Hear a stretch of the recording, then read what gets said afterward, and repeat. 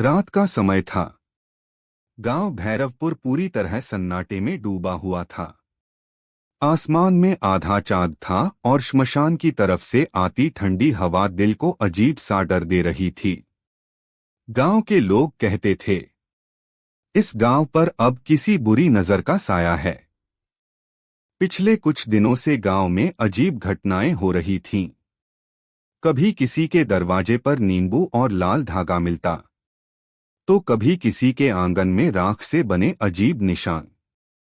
चौपाल पर गांव के लोग जमा थे।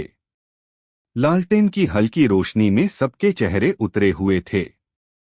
भाइयों, ये साधारण बीमारी नहीं है, राम सिंह बोला। ये किसी का किया कराया है। तभी एक औरत बोली, कल रात मैंने श्मशान के पास किसी औरत को देखा था। खुले बाल, काले कपड़े और हाथ में हड्डी। यह सुनते ही सब सन्न रह गए। उसी गांव में माधव नाम का किसान रहता था। उसकी पत्नी सीमा पिछले 3 दिनों से अजीब हरकतें कर रही थी। कोई है जो मुझे बुला रहा है, सीमा बुदबुदाती। रात को वो नींद में उठकर दरवाजे की ओर चलने लगती, जैसे कोई अदृश्य ताकत उसे खींच रही हो। एक रात सीमा चीख पड़ी, मत ले जाओ मुझे। माधव ने उसे पकड़ा तो महसूस हुआ, उसका शरीर बर्फ जैसा ठंडा था। अगली सुबह तालाब किनारे बच्चों ने देखा, नींबू, राख, काले धागे और एक मिट्टी की गुड़िया, जिस पर लिखा था सीमा। अब गांव को पूरा यकीन हो गया था, काला जादू किया गया है। पंडित हरिदत्त को बुलाया गया। उन्होंने कहा, आज अमावस्या की रात है। अगर टोटका नहीं टूटा तो आत्मा चली जाएगी। रात होते ही हवा तेज चलने लगी।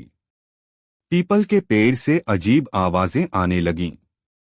अचानक सीमा घर से निकलकर भागी। उसकी आंखें सफेद थीं और होठों पर अजीब सी मुस्कान। श्मशान के पास एक औरत काले कपड़ों में खड़ी थी। आ गई मेरी शिकार, वो हंसी।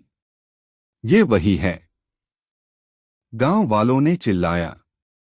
वो औरत थी कंकाली, जिसे सालों पहले गांव से निकाल दिया गया था। तुम सबने मुझे अपशकुनी कहा, अब देखो बदला। पंडित जी ने मंत्र पढ़ना शुरू किया। गंगाजल छिड़का गया। कंकाली चीखने लगी। काले साए हवा में घूमने लगे। अचानक सीमा गिर पड़ी। उसके शरीर से काला धुआं निकला और जमीन में समा गया। कंकाली जमीन पर गिर गई। उसकी आवाज गूंजती रह गई, ये अंत नहीं है। सुबह गांव में हवन हुआ। सीमा बच गई। लेकिन आज भी जब कोई श्मशान के पास से गुजरता है तो हवा में एक फुसफुसाहट सुनाई देती है, मैं लौटूंगी।